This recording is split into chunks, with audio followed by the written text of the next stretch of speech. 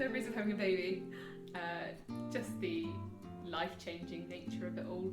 Just when you bring them home from the hospital and you're left with a tiny baby to look after and not having a clue how to look after them.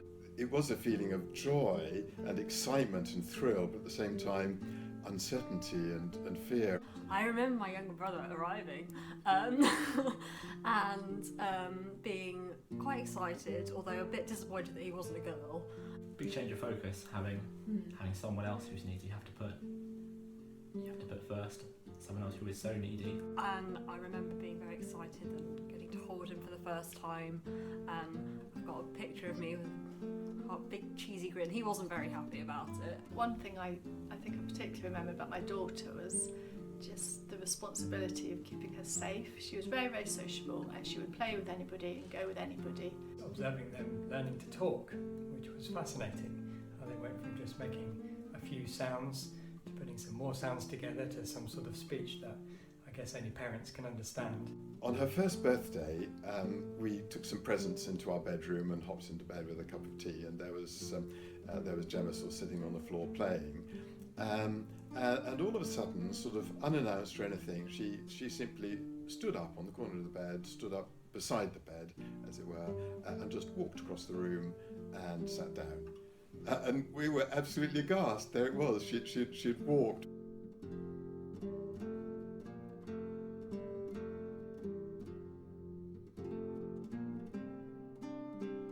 I just think it's amazing that the God that made the stars, the universe, everything that we know, became a tiny little baby that's so dependent on someone else to look after them for, changing, cleaning, feeding. That Jesus, who was there at the creation of the world and, through the stars into space, that God chose for him to become a tiny, weak, vulnerable baby.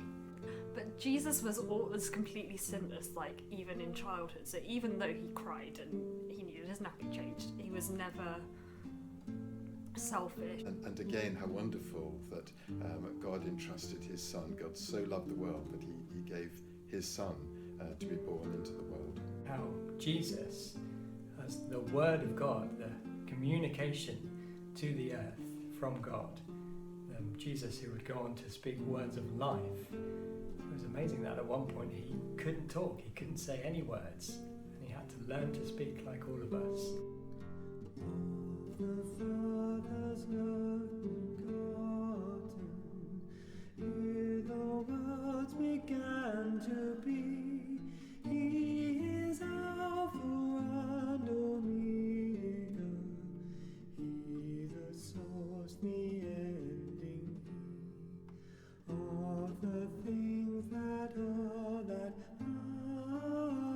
have been, and that future years shall see, evermore and evermore. He can perfectly identify with us as a human, but he's also completely holy and sinless.